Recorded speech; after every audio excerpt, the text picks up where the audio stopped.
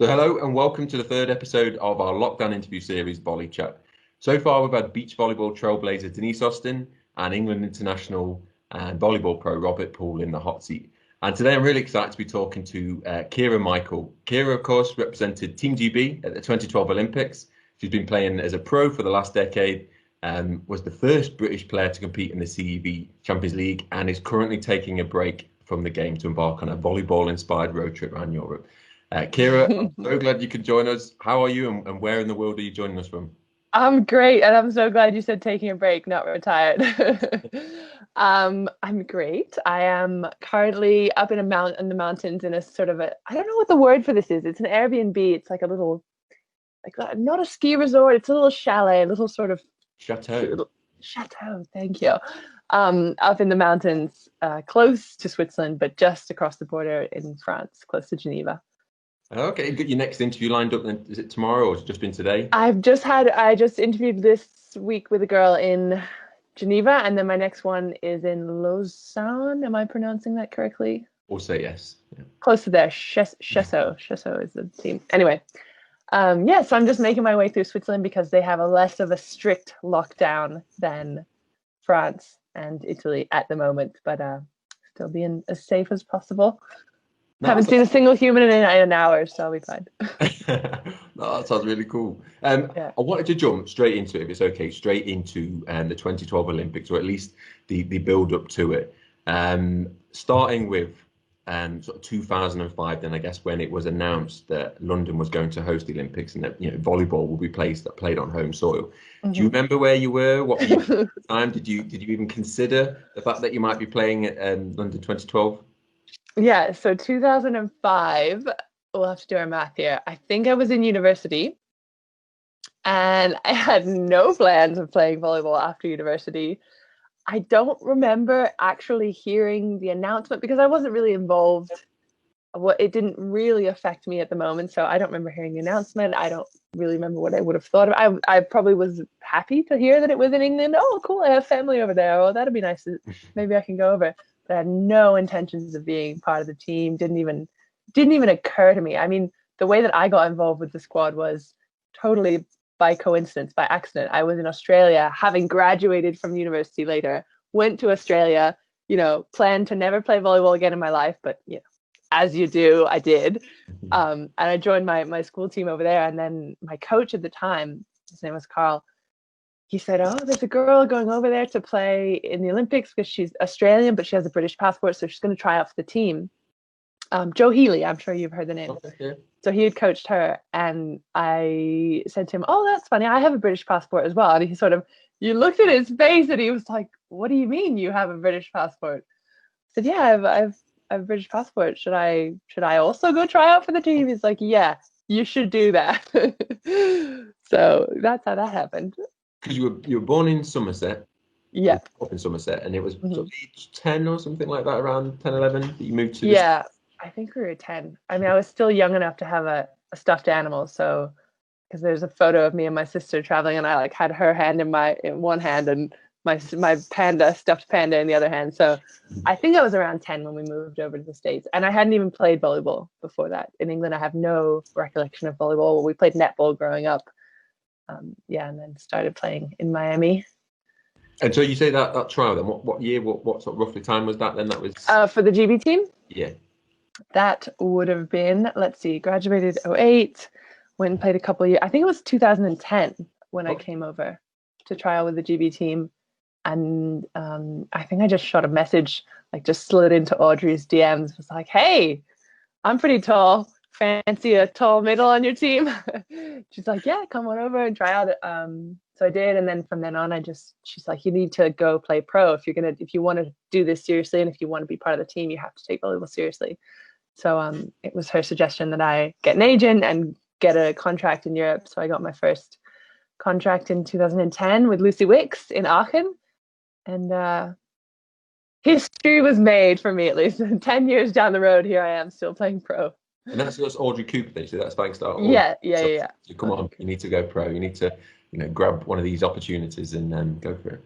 Yeah, well, because you couldn't just do it halfway. I kind of had gone from university, which is full-time volleyball all things volleyball, to thinking, no, I don't want any more of this. I want a break. So that's why I went to Australia, and I was studying, and I was also working and also playing volleyball. It was sort of, it was in the mix, but it wasn't my priority. And she rightfully so said, no, look, if you want to be part of our team and if you want to help us the best way that you can, you need to be a pro player and you need to be training year round.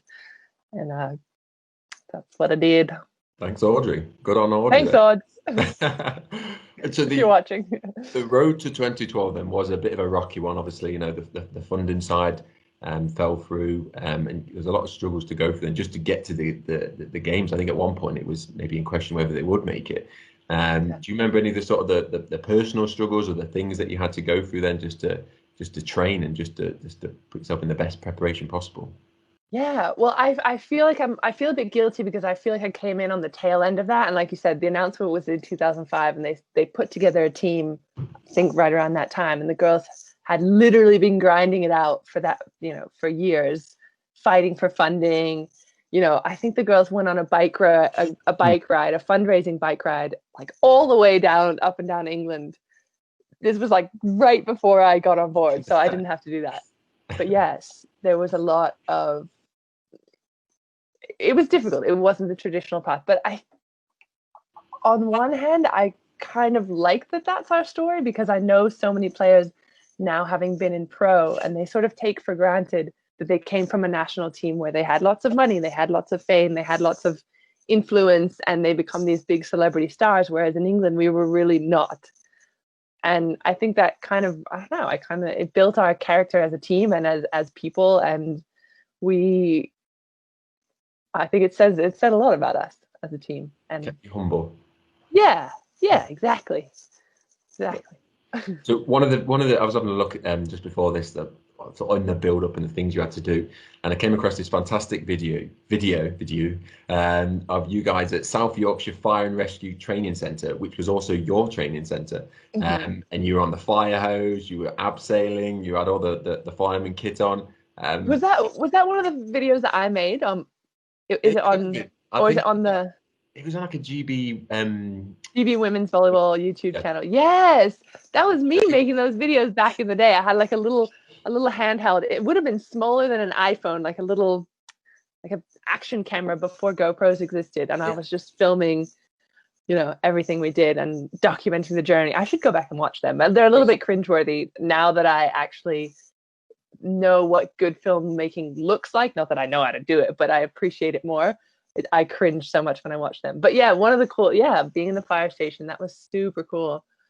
One of those things, like exactly like I said, we didn't have the luxury of being put up in nice hotels or, you know, in a nice training facility, but you know, we lived in a fire station with these men and women who were doing this for a living, and we got to take part in some of those cool activities, and it was really fun. It was fun. It added a whole different dimension, a different sort of level to training for. It was volleyball training, and the focus was the Olympics, but it made it much more interesting and story worthy. Do you remember how it even came about? How the suggestion of training and living at I think we were at that point just sort of asking around. Does anyone know anyone who has anything that could help? You know, I think furniture stores or car rentals or literally anyone that would give us a helping hand, we were open to it. So they said, hey, we've got these dorms that aren't being used, like if you guys want to come and stay for free, that's one less thing that we had to pay for. So I don't know whose connection it was, but I mean, it makes a lot of sense at the end of the day, right? I mean, beds are beds. No, thanks. That was great. Without that, I guess I don't know what you'd have ended up with then without their support. Yeah, I don't know. So thanks to them.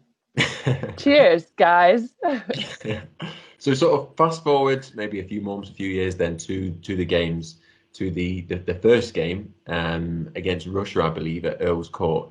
Do you remember sort of the moments walking out, sort of the crowd, the nerves, the excitement? Yes, I do. So even just talking about it now, I still get a little bit goosebumpy.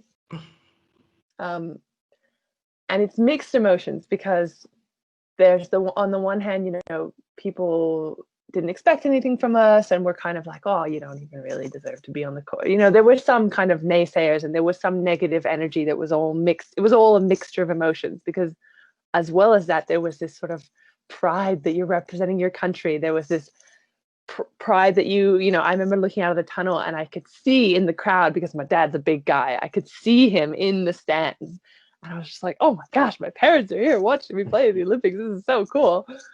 There's like so many emotions going on, and then the excitement, and then the fear as well, and the sort of like imposter syndrome, like I just knowing how good that team, and we lined up, you know, in the tunnel next to each other, and so you're looking at us, kind of complete noobs, a lot of us, and these girls who are growing up on the opposite flip of the coin. You know, they have a lot of money and a lot of stature and a lot of height, and they've been playing volleyball probably since they could walk.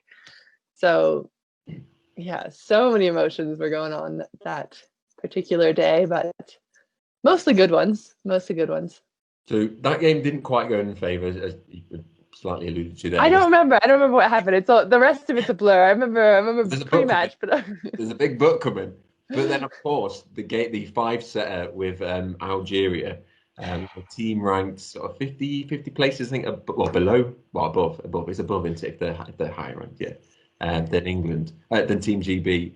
And I believe you had secured the point that won the match via a block.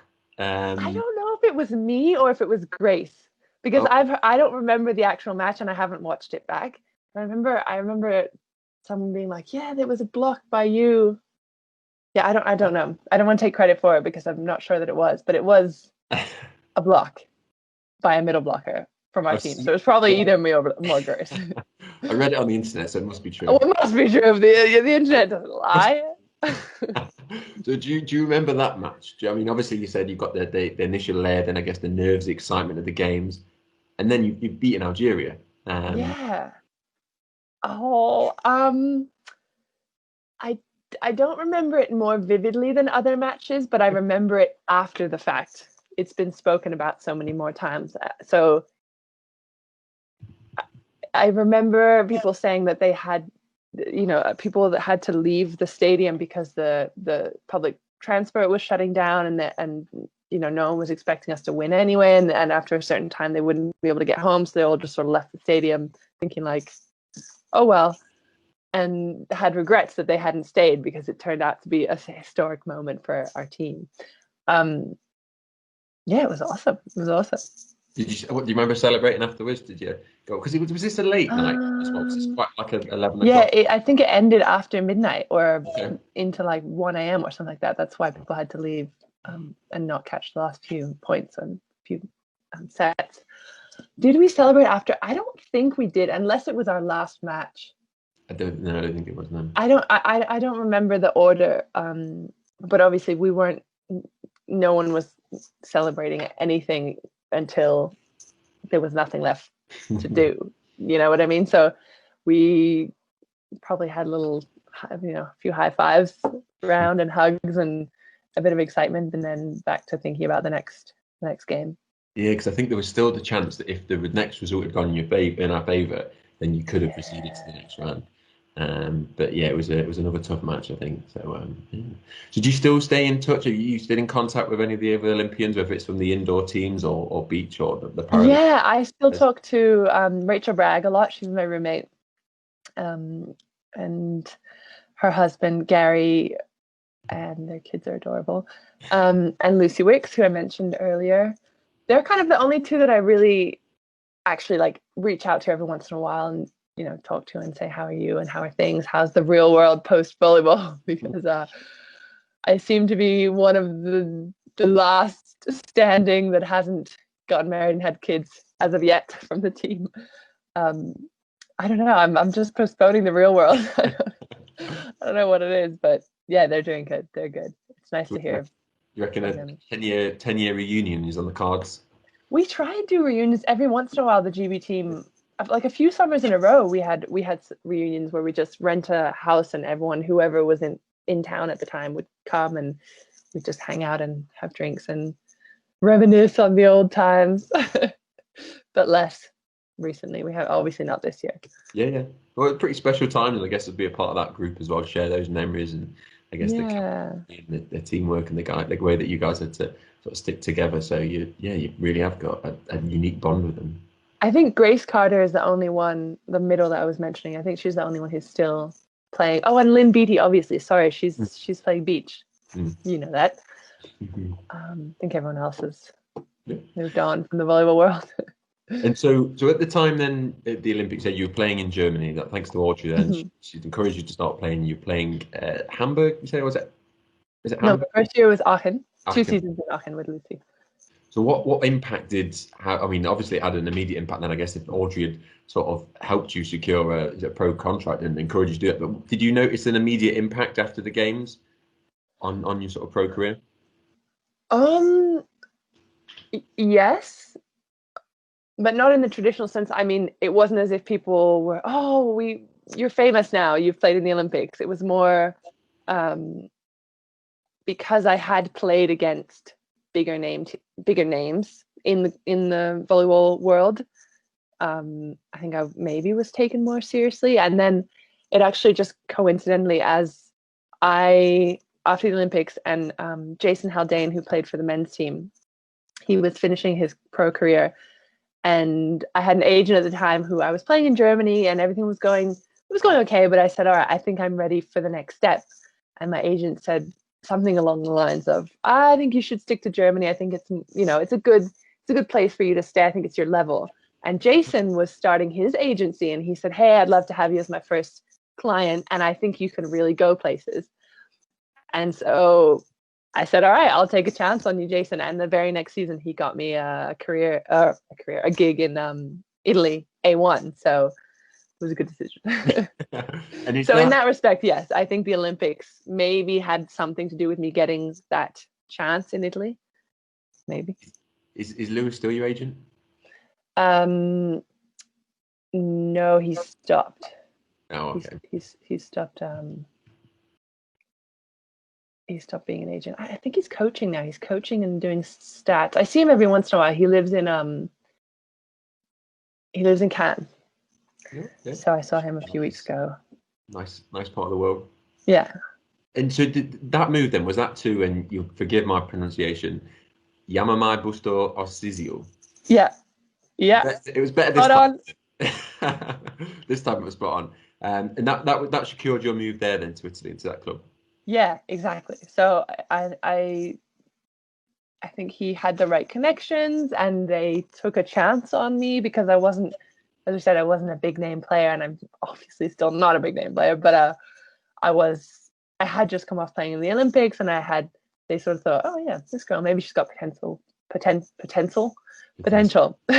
We'll give her a go. So but you say you weren't a big name, but you secured your move to this club, and that was they were playing in the Champions League then. Mm-hmm. Yeah. So you became the first woman from Britain then to play in the Champions League. I think I'm right in saying.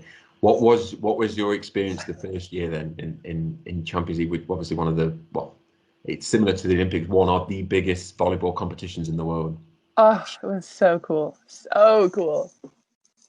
It was a huge jump for me as well, because Germany's a good level, but it wasn't until I got to Italy that I really felt volleyball, if you know what I mean. I mean, they live and breathe it. You go and you're in this town, and from the first moment I stepped off the plane, someone came and picked me up with flowers and took me to my room, and there were fans out at the airport when I arrived, so like welcome with my name.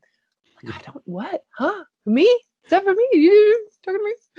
And they love it there. The fans really breathe it, and they take it really professionally, and the clubs there's just a history, and you're surrounded then by another step up, another level, another caliber of player. Everyone around you has been chosen for this team as well. So yeah, it was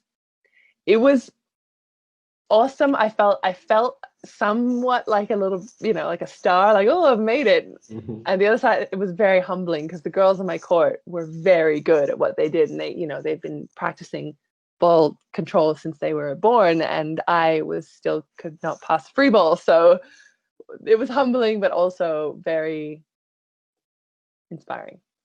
You think you picked up a lot from them or learned from them that, playing at that higher level, that maybe brought your level up a little bit more? Not saying that you Yeah, didn't already, but did you pick anything from them?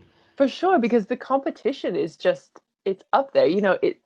If you're on a team where you never want to be on a team where you're one of the best players, because you're not learning from the people around you. Whereas if you're in the middle or even at the bottom, you're then competing to improve yourself every day to become at the same level as them. And even the training, the competition at training is higher in Italy than it would be in a match somewhere in Germany or France or something like that. So yeah, I learned a lot from those girls for sure. Yeah, I don't know if I mentioned this in a video recently I made, but Valentina Arrighetti, I played against her in Italy in the Olympics. She's a middle blocker for Italy, for the Italian national team.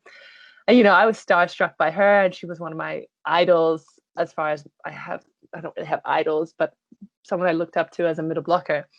And then boom, she was my teammate in Italy. You go from seeing these people and you have stars in your eyes when you look at them, and then next thing you know, she's, we're wearing the same colors. That was very cool.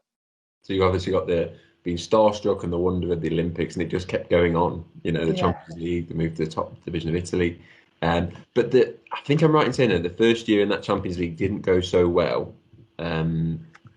I believe they finished. They got a win, but they finished bottom of the group. But the second year came back a hell of a lot stronger, and you finished runners-up. Am I right in saying? Hopefully my sources are right on this. Yeah, I'm going to trust the internet on this one, because I don't know about that the first year. I obviously, if you don't win, you just stop caring about it. But the second year, yeah, we ended up taking home the silver medal in the final. Do you remember what changed from the year before? We had a bunch of different players. We played different teams. And we got more points than the team on the other side of the court. I think that's what probably changed the most. It was a totally different team from one year to the next. I think it was only maybe four returners from the year before, the previous year. And just a whole different situation. The whole championship changes every year.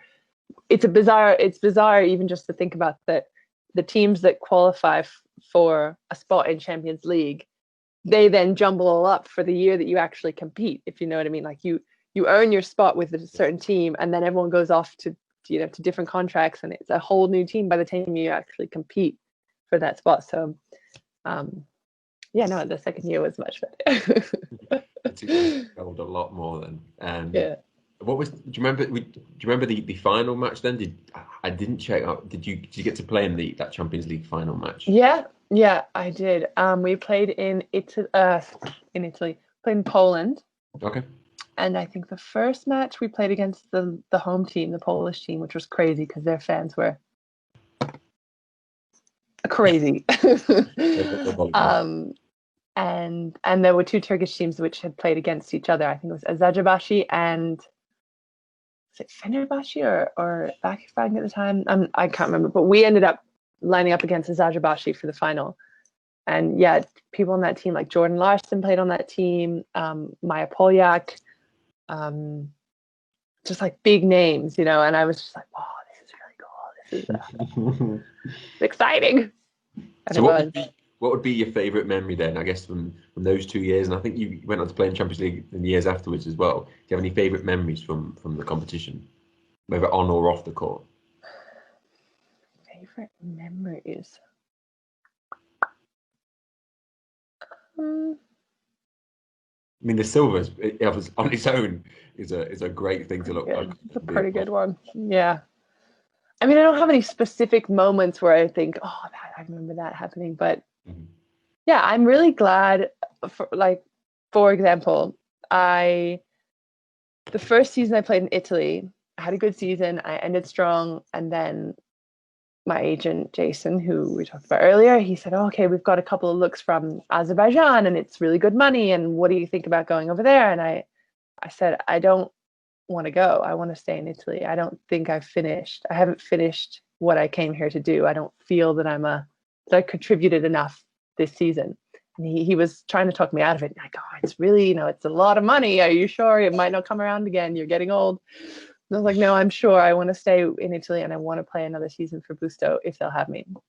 And they did, and they made, you know, their offer was good as well. It was not like I was playing for peanuts or something, but the fact that I stayed that second season, I chose my feeling of wanting to do something else in the Italian league. I felt I hadn't finished yet, and I didn't base my decision on it. It wasn't necessarily a rational decision. Most people would say, "Oh, go wherever the best money is," and I didn't, and I'm so glad that I didn't, because we end up now. I have that Champions League silver medal that no one can ever take away from me, which I love. That I now do these podcasts with the guys from the CEV, because they bring it up almost every time we do a podcast. They're like, "Remember when you won that CEV medal?" I'm like, "Yes, guys, keep making me feel good, bringing back my glory days." I love it.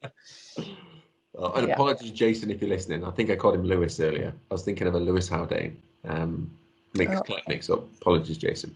And have you caught any of the IBB Bologna Champions League matches out of interest? Obviously, I had last year the first matches in England, and then this year it's been a bit strange, but obviously facing the European giants Trentino, and then OK Vojvodina.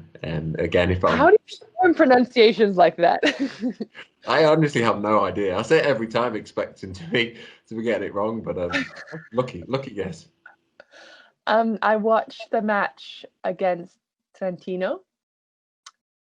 Don't know what to say about Trentino's an amazing team. But yeah, it's cool to see a British team in the Champions League. That's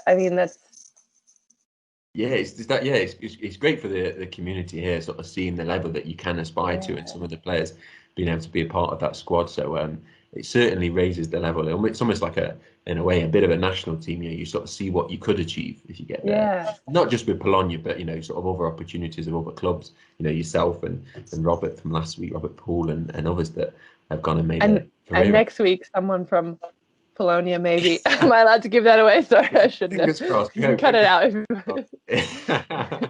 Cut. Cat. And so I was hopefully trying to nicely tie this into the Olympics, but it's not. But I'm going to shoehorn this in anyway. So 2012 wasn't the last Olympics then that you went to. I believe in 2016 you also did some sort of commentary or punditry work then. Was that? I'm assuming then that was just with the women's volleyball. I love how. Well, first of all, it sounded really cool when you said I went to a second Olympics, because I didn't actually play in the second one. Anyone who's listening, I didn't play in 2016. But yeah, I don't know how I keep getting so lucky. I had the right connections to work for NBC as a media. What would you even describe? What did I do? So basically, I was in there behind the scenes. It's when the Olympics is going on, it's such a huge event, and every TV channel has, an enormous warehouse that they turn into these offices. And so I was in the NBC offices, office within an office within a warehouse. And our department was in charge of making sure that the commentators for each sport had all the information they needed on the day of. So when it went live, if they had, they had to know all of the stats, all of the players, all the pronunciation, all of the results from the previous. And we had to be, little nerds on our computers in the background, making sure they got all that information. So I was in charge, me and my partner, friend, working partner, colleague, not actual partner. We were in charge of volleyball and beach volleyball. So I wasn't actually doing any commenting. Did you say commentating or commenting? I think I said commentary. Commentary. Commentary. Commentatoring. Any of those three. Yeah, exactly. With confidence, I think people don't really pick up on it. I'll have to ask Dave Rogers next time I talk to him. He'd know. Or Louis Lett. They're good at commentating. What I was trying to introduce that is, I was sort of seeing that as, and then you spoke about these videos earlier that you took then on the way to 2012, but I don't know whether that sort of paved the way for where you're at now then, sort of that interest that you've got in video, in sharing your experience with other people, because of course you've got your YouTube channel now. Oh yes, I see what you were trying to do. Leading me in there. That was smooth. Okay, got you. I got you. I'm picking up what you're throwing down. So yeah, I have a YouTube channel. I don't know where it came from, where the inspiration sort of sparked from, but yeah, I do remember used to make those videos for the GB team back in the day, and then I stopped for a while. And I studied communications in university. I also studied psychology. I don't know what that tells you about me, but yeah, and I think it's all been a mixture of things that have led to what I'm doing now, which is, yeah, I basically said, what have I done for the last 10 years? I've played volleyball. What else do I love? And I just sort of discovered this passion for photography. I said, right, how am I going to make a living once my body stops working? Maybe I should try and combine these two. So yeah, I started a YouTube channel, which is basically, it's dedicated to volleyball in the loose sense. I'm always sort of struggling for what exact videos to make, because I think that I'm speaking to a young volleyball player, but I could be speaking to fans. I could be speaking to other volleyball pros. Like I haven't really nailed down that audience, and I know that's something that marketing people will tell me I'm doing it all wrong, but I'm learning. But yeah, right now the project is I'm traveling around Europe, as you mentioned earlier, and just trying to show what it's like being a professional volleyball player in Europe, because it's a unique lifestyle. I think, you change teams every year, you play volleyball and get paid to do it, you have to learn different languages, there's a whole, it's very different than the typical 9 to 5, which people are pretty familiar with, and or a doctor or a lawyer or even professional basketball players. You kind of can you can wrap your head around these big famous millionaire NBA players, but it's very different from that. So the concept in my head is I want to show people what it's like, and also with the twist of 2020 and COVID, what's changed. So that's what my videos focus on right now. So anyone watching, shout out to the Volley Bubble, which is the name of my project, which is now live on my YouTube channel. Was that a good plug? Should I? You're marching. No, that's fine. Good. And you're marching on about 1,000 subscribers at the moment, and I don't think that really tells the full picture, because your videos seem to get really good engagement in sort of like comments and the likes and such. And do they? Because I don't know what good mean. I don't even know what that means. I just, if someone writes something, I just respond to them, or if they have a question, I just answer it. Well, I was wondering, and this sort of is following on from the chat we had with Robert last week. Robert called with his brother Ryan and another volleyball player from England called Ben Osborne. They started this blog all about sharing their experience about training, about matches, about playing for England.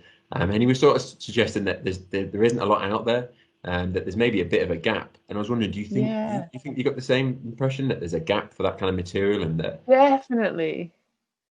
And that was kind of the reason why I thought of it, because when I wanted to go pro a bazillion years ago, there wasn't that much information out there, and maybe the internet didn't even exist no, I'm exaggerating, but now you can follow your favorite people on Instagram, and you maybe have a more holistic idea of what it is. But when I started, I just didn't know where to get the information about going pro. So I thought, okay, that hole could be filled, first of all. And second of all, just high quality volleyball information from people who've actually done it, not just hobbyists or there isn't that much out there. So no, it's great, and keep it up. You'll have to send me a link to their blog. I haven't seen it, but I'll check it out. Definitely. We'll exchange links. You send me one of the YouTube videos, and I'll the volleyball blog video. And again, nicely sort of flowing in. I wanted to sort of take a few minutes then just to look at some maybe an area that people could learn from. So I know we spoke about a few different subjects potentially, but obviously as a middle blocker, I was wondering if you could talk a little bit about then sort of how to master the block, sort of starting from the basics and working way up, and anything people can pick up. I appreciate, you don't teach someone to master a block over a video call late at night and the midweek, but we can sort of try our best at this point. So starting off, what are the absolute sort of, would you say, were the basic attributes that you would say, you should think about becoming a blocker? Well, I'm going to preface it with, I don't think I'm the best blocker in the world. So take everything I say with a grain of salt. But I think blocking, it's a mindset. I know people say that a lot about defense, but I really think you have to just be sure that you're going to get the ball. And I think this is kind of, maybe it's a life lesson too.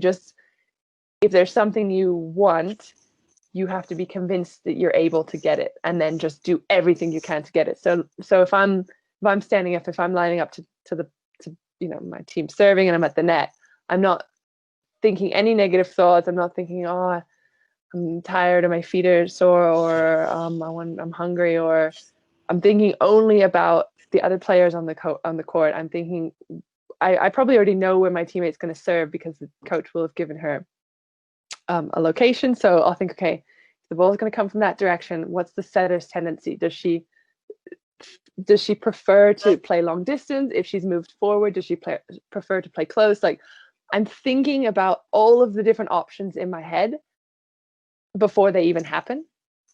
So when they happen, I'm expecting them.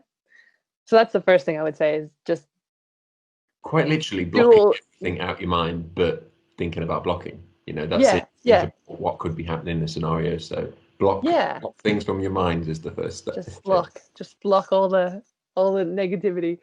So that, I guess that has to do more with before you even step on the court, that's the homework that you've done beforehand. So the team on the other side, the setter's tendencies, the hitter's tendencies, and all those things are comfortable in your brain. So it's nothing comes unexpected when it happens. That's the first thing. And you're playing to statistics on that. So you don't know everything that's ever going to happen, but let's say 90% chance this will happen in this situation, this and this, blah, blah, blah. That's the first thing I would say. Is it's like the mental side of it, and then the positivity and the aggression. And then the second thing is maybe getting your feet and your core engaged. So your feet have to be ready to move quickly. As soon as your brain recognizes which direction the set's going, you have to take your first step basically immediately, so that you're giving yourself the most advantage that you can. And then the technical parts of that are going to differ for every player, and coaches will say make sure you open up your first foot parallel to the net, not off the net, not into the net, because that sets you up for a straight path to where you want to go. And obviously you've started with bent knees, and so then you're pushing off of your foot that didn't open up, so your back leg, you're going to use it as to gain some momentum. So I think that's a really important part, is that first explosive step. That's important. Okay.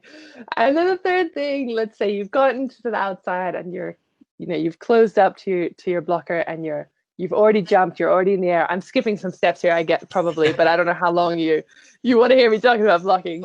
But then the next most important thing is that when you're in the air, your whole body has to be, look at me with my bat wings. Your whole body, you want your whole body to be completely tensed, all the way from like your feet, all the way through your legs, to your butt cheeks, all the way to your core, shoulders, and even all the way out to your the palms of your hand, to your fingers, making yourself into a wall, as they say, because there's just nothing worse than when you're in the perfect position, you're lined up, and the ball hits you and it just like dribbles and like goes over, goes out. So you've done all of the work to get yourself there. Just be as solid and as strong in every part of your body as you can when you're in the air, and just like hold it as long as possible, and then you can come down. So I don't know if that answers your question correctly. I think it's three very good tips that you can explain over a video call. I can appreciate your lines to not only the video call, but where you are at the moment as well. So no, appreciate that. So if there was one thing that you wish you'd learned or you knew about them when you started out, and I guess this could be about blocking, or this could just be about the actual gameplay, what would it be and why? One thing I wish that I knew when I was starting out playing pro. That you thought about, or that you knew about. I guess it's only even recently that I think more about it, because now that I'm doing this podcast and I'm talking to other players about I ask them this similar questions, and we hash it back and forth, and I talk about what I've been through as well. And I would say that I think I wish I had figured out my own strengths earlier. I was very focused on, and I'm very sort of, very British humor, self-deprecating. Oh, I can't pass a free ball, can't serve over the net. But I think I wish I had more of a sense of, I'm the best blocker on the court. I'm the strongest in this certain attack. And I wish I would have built myself up a little bit more, because like I said, like that mindset it's so important as an athlete, to see yourself as the best version of yourself, because then other people start to see you that way as well. And then your presence changes on the court and your athletic ability is improved. I don't know if, that sounds wishy-washy, but literally the way that you think and the way that you act and what you project is the reality at the end of the day. Like, fake it till you make it a little bit, you obviously you have to do the work and become the best player you can be. But if you're telling yourself these self-deprecating thoughts like, I'm not good enough, I don't deserve to be here, and all this imposter syndrome, like I was talking about a little bit earlier, that when I was on the court in that Champions League match, I didn't necessarily feel like I deserved to be there. I looked around at those big players and thought, why am I on the court? I don't know if I'm good enough. Like, why did this team choose me to be here? I'm nervous. My legs are shaking a little bit, and it was half nerves, but half not having a sense of self-confidence. And I think if I had known earlier I think I could have been a much better player if I had allowed myself to believe that I deserved to be a better player. And you feel that would have affected your performance then, particularly that in that match, then maybe the nerves, you maybe weren't as quietly prepared. You talked about that first tip was, I guess, that confidence and the aggression, and I guess that would have worked against that in a little way. Yeah, and I did. I mean, I taught myself to fake it, but I wish I would have believed it. Yeah. So there were moments where I taught myself, okay, just think this and focus on this and this and this, but then I could feel the doubt sort of creeping in, and I wish I had, it's something you can train, and I should have trained it more. That's what I would say to any young players now, is train the mind as much as you train your body, and you train, what's the other thing we train in volleyball? I don't know. It's pretty much it. The tactics and the techniques and all of the, we put so much work into being the best player. You want to have the highest jump, but if there's other things you can work on, and that is one of them that's important.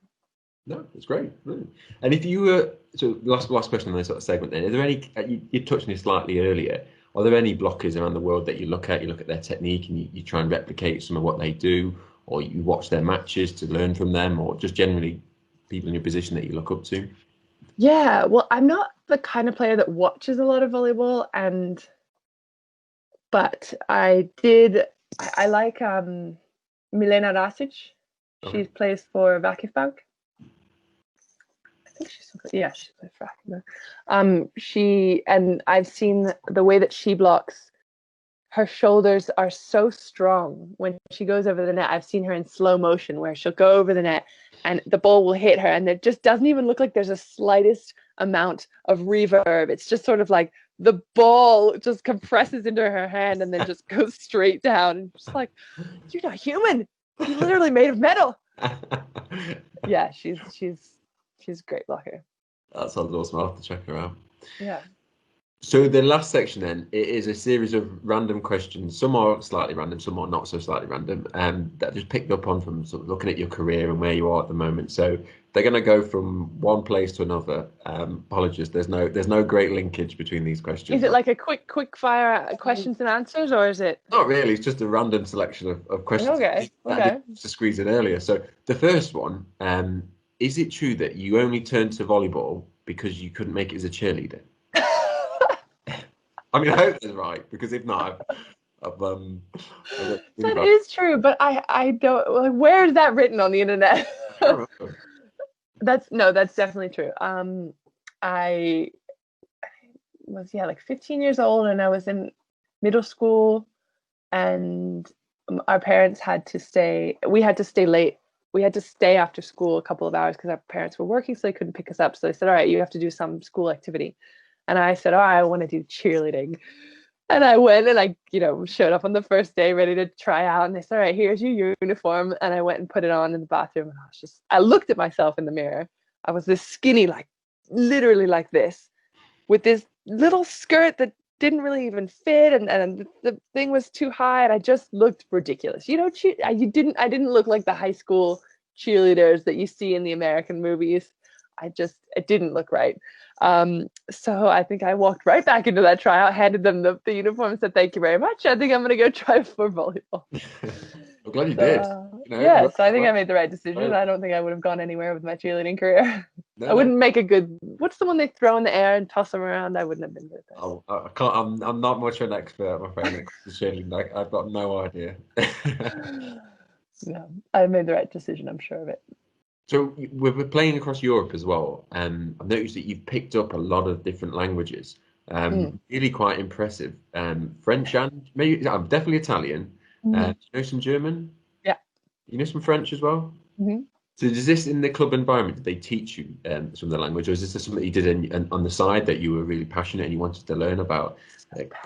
So passionate. um, no, most teams that will give you the option to have a language coach if they have it in the budget. I mean, so not every team, but yeah, we just had so much free time. When you're a volleyball player, you maybe have a training in the morning, maybe you don't, and then you have a training in the afternoon, maybe you don't. But there's a lot of free time in there. So I thought, okay, I don't want to spend all my time watching Netflix. Don't get me wrong, I've seen my fair share of, I don't know, Grey's Anatomy or whatever. But yeah, I tried to learn the languages. I figured if I'm here anyway and there are people around that I can practice with and I have all this free time, and I kind of like studying. I'm a nerd that way. I really liked going to school. So yeah, I just got those books, those practice books that you just do reps over and over and over and over. And that's what I would do. So you fluent in a few languages, or is just some key phrases? Because I watched a few interviews and you were very impressive. You almost say you were a native speaker, but this is a poorly spoken Englishman. I wouldn't use the term fluent because I think I'd be laughed at by people who are actually fluent. But I can definitely hold conversation in those three languages, sure. Which is ironic because I actually went to school in high school and studied Spanish, but didn't actually study it, and that's my worst language. So you've got the 5 languages: English, Spanish, Italian. Well, no, because I don't count Spanish. I think I could fill in the vocabulary terms in Spanish, but when you actually live in a country and force yourself to learn the language, then you actually learn it. But not in high school. In high school, I was lazy. And so the pro career then has gone on for about 10 years then so far. I'm old. Just on pause at the moment. Who would you say would be the best player you played alongside, if I was going to put you on the spot? And this alongside or across the net from? Alongside, on the same team as. Okay. Then it has to be in Italy. I could literally pick probably from any of the girls on my team in Italy. Probably either Valentina Rietti, Valentina Diouf, Giulia Leonardi. Those are 3 Italian players that are really good. If you're going to pick one of them, what would it be about their game that just really impressed you? All round. So, I mean, all of them have their own accolades in their own right. Valentina probably got to where she was because of her grit. She just the kind of player that doesn't she takes it personally if she doesn't block the person on the other side. You know what I mean? She's the kind of person who's pulled her jersey up over her head after every missed attempt, like with it in her teeth. She's just that intense of a player. So she is a really cool one to watch. Valentina Diouf is much more relaxed, very cool, very calm, very good person to be around, friendly. But when the ball is anywhere in her vicinity, she just has fire from here to here, and it's just a bomb. Good person to have on your side, though. A good person to have on your side, though. Yeah, no, exactly. Good that they're on my side. And then Giulia Leonardi she's actually a libero. If you ever watch, I'm sure people know who she is. She's always in the yellow jersey. If you ever watch, she played for Busto as well, or still plays for Busto. She went and played some other teams and came back. But you'll see these photos of her where she's just literally in the air. I mean, the ground is, I don't even know where, but she's just making these crazy dives and these crazy saves, and she's rolling all upside down and contorting herself into God knows what kind of positions, but always gets the ball up, and she's just sprinting across the gym to not let any ball die. She she has that sort of like terrier mentality, like nothing's gonna drop, nothing's gonna drop, nothing's gonna drop. And yeah, that's really, I was very inspired by that as well. Not that I could ever be a libero or have any of those skills, but moving on to a totally different subject again. Okay, good. Keep me on my toes. Well, I don't know how different it would be. You're a vegetarian athlete. Yep. Have you always been a vegetarian? Mm-mm. When did you No. turn vegetarian, and why? I think it's been a slow progression. When I was a kid, I wanted to be a vet because I love animals so much. For anyone watching, Stuart's cat was in the frame earlier and got kicked out, which I was not a fan of. I would have rather he's stuck around. What was his name again? Dudley. Dottie. Her name's Dottie. Now, so she's behaving. Yeah, so I love animals. I love cats. So that's always been there in me. But as I grew up, probably when I stopped. So at the Olympics, there's this all-you-can-eat McDonald's 24 hours a day. And we used to go there and get, just all kinds. You know, if you don't have to pay for it, you're like, I'm just give me it all. And so that was in 2012. And I just ate, I think I just overate on McDonald's that period of time, that month. So after that, I never ate fast food again. Like I just literally haven't been inside of a McDonald's. I think I've had a McFlurry once since then. I don't eat Burger King. I don't eat McDonald's. I don't eat Taco Bell. I just literally don't eat fast food since 2012. And I think that now when I think about meat, I think about that processed sort of, I don't think about a steak. I think about this kind of just gross processed food that isn't really food, that gives you no fuel. And I just started going down the rabbit hole of documentaries on Netflix, and I watched one after one after one, Cowspiracy and Fed Up and all these ones. And I started eating less processed food, and then I started eating less sugars, and then I started like more vegetables and this, and it led to learning about the meat processing industry and how cruel it is to animals, how bad it is for the environment, and how you actually don't need it for the protein, as they say, you know, or for the calcium for the milk. You don't actually need it. It's all just marketing. It's been sold to you for however many millions of years, not millions, but at least a few tens of years in our society. But I'm ranting now, but yeah, basically, no, I don't eat meat. So it probably proved then quite an advantage for you then, because you put more attention into your food, your nutrients, your nutrition, making sure you get more of a balanced diet. It's actually, you wouldn't say, the way I was maybe looking at it is sometimes you see a lot of articles about vegetarian athletes and it's about how do they get their protein, people not quite understand it. But in fact, this sounds like it's the flip of that. This has actually proved a great advantage to you because you've taken more care with the food and the fuel that you're putting into your body. Yeah, and don't get me wrong, you can definitely be vegan and eat junk. Like you don't, there isn't that necessarily that like black and white correlation. But yeah, I think just thinking more about food as fuel, exactly like you said, rather than just that looks delicious, I'm gonna eat that. I started thinking over the years more. No, I've never counted calories because I've never had a problem with weight or anything like that. But I do think, all right, how's that going to affect my body? Is it going to help me or hurt me? Yeah. And I think I'm also lucky that I don't have a huge sweet tooth or junk food cravings. Like I'll have a bit of Nutella every once in a while, but I don't get like I don't feel that I'm missing out if I have a salad. If I have a big salad with all kinds I put so much stuff in it. I'll chop up all kinds of vegetables and fruits and nuts and berries and make homemade croutons, and it's just like this massive bowl, and I think it's delicious. You know, someone will be like, oh, a salad, is that all you had? I'm like, that I'm full. You know, but I don't feel like I'm missing out on anything. Yeah. And so the last question then, so for those ambitious young athletes then that are maybe watching this video and listening to you, if you've made it this far, Anya, they'll have all made it this far. Yeah, right. What would your words of advice be for them if they're looking at immediately maybe national level, junior national level, they're maybe looking at the sort of beyond that as maybe becoming a pro volleyball player? What would your words of advice be for them? Well, for all three of you that have made it this far, my words of advice would be Try and play at the highest level that you can.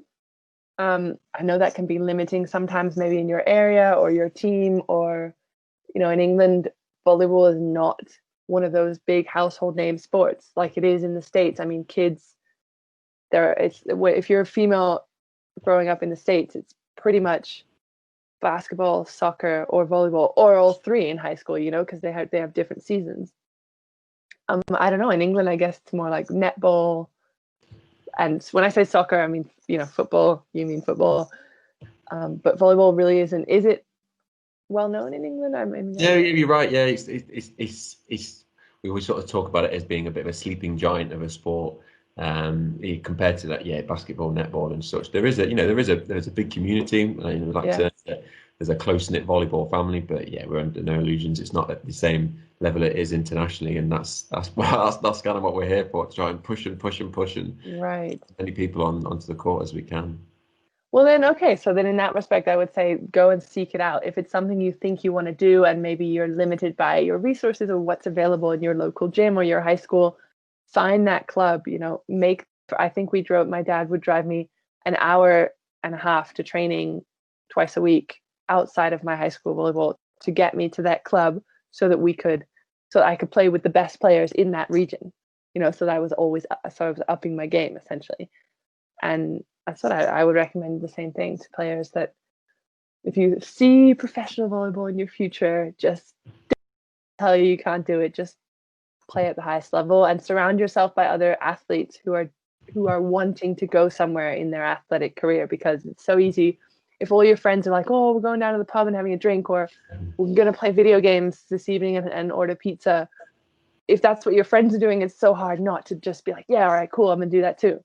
Whereas if your friends are saying, hey, we're going to go have a pickup match this weekend, or like we're going to play some beach volleyball and have a picnic down, whenever, it's much easier to do that. So find a group of people who are equally as obsessed with volleyball as you and talk about it and live it and breathe it. And that will help you improve. That's brilliant. Well, Ciara, it's been an absolute delight talking to you. It's been fun. European road trip takes you to England, and it'd be great to meet up for a cup of tea or a brew or something. A cup of tea. We'll have a cup of tea then. Thank you very much for your time, and good luck with the road trip.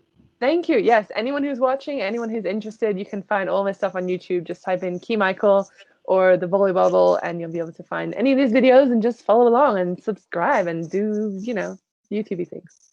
Thanks so much.